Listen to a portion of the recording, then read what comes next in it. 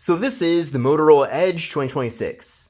Now this is a very exciting new generation of this device because we are getting a very major redesign compared to the previous generation.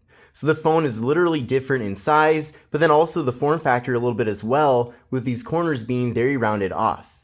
Now I will be doing a dedicated comparison video of the Motorola Edge 2026 versus the 2025 model of the phone, so definitely stay tuned for that content.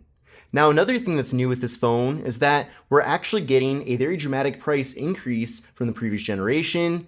This phone now is being offered for $599 for the factory unlocked version of it, which, to be honest, that is very expensive. I was pretty surprised to see how pricey this phone is if you are going to be buying it unlocked. And to put that into perspective, if you wanted to buy a slightly used Galaxy S24 Ultra, you'd be saving $100 compared to buying this phone brand new, and that phone is really a better and more capable device in comparison.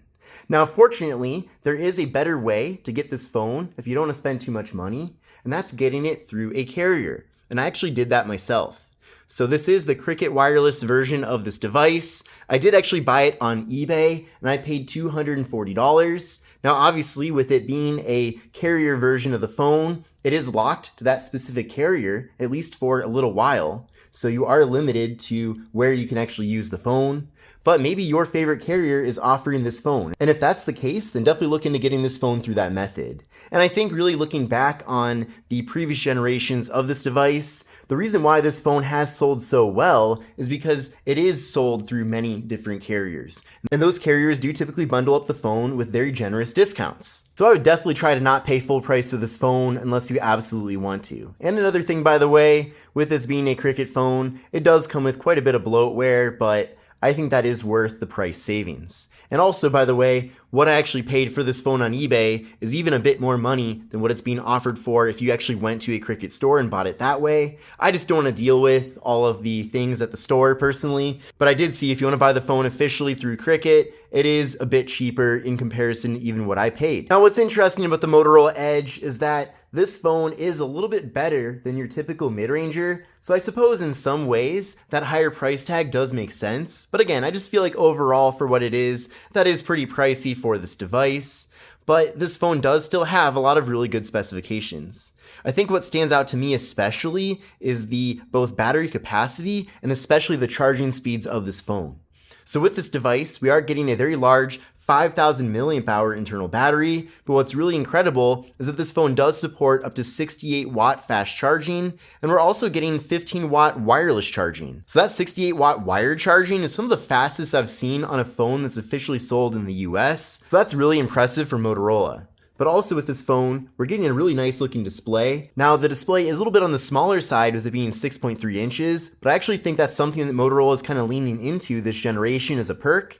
The phone is very pocketable, it's very easy to hold in the hand, and it's also a very lightweight device. So definitely there are some perks with this specific form factor that we're getting here with the phone. Now this display is AMOLED, it's 120 Hz. We are getting a peak brightness of 5200 nits. The display is about 1080p. We're getting a 19.5 by 9 aspect ratio and a PPI of 460. And then with this phone, we are getting Corning Gorilla Glass 7i on the display. The sides of the phone are made out of plastic. And then we're getting kind of this nice woven material on the back of the phone. I don't really even know what to describe it as. I mean, technically it's plastic, but it does feel really nice and soft and just a nice material overall. So I'm glad that Motorola went with this.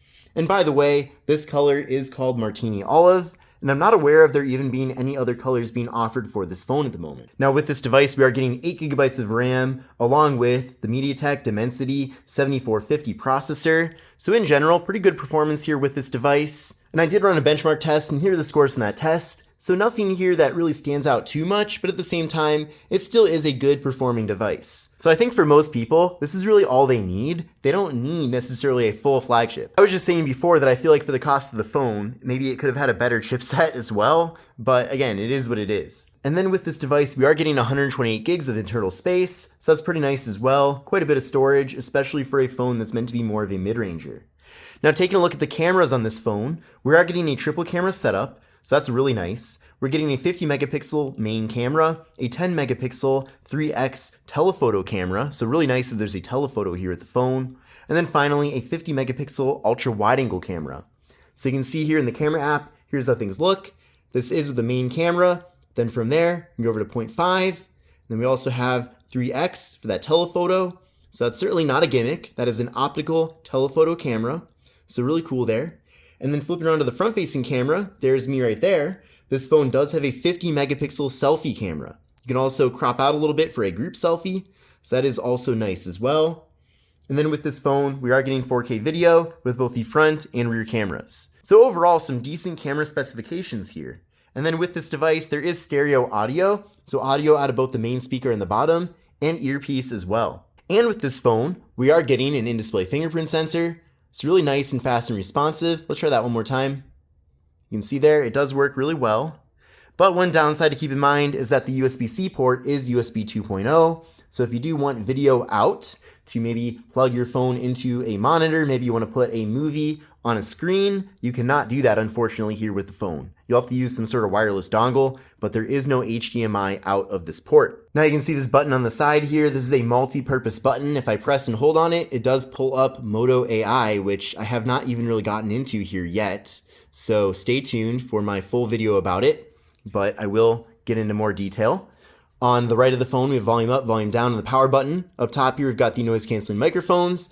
And then on the bottom, we've got the slot for the SIM card, microphone, USB-C port for charging and data transfer, and we have the main speaker.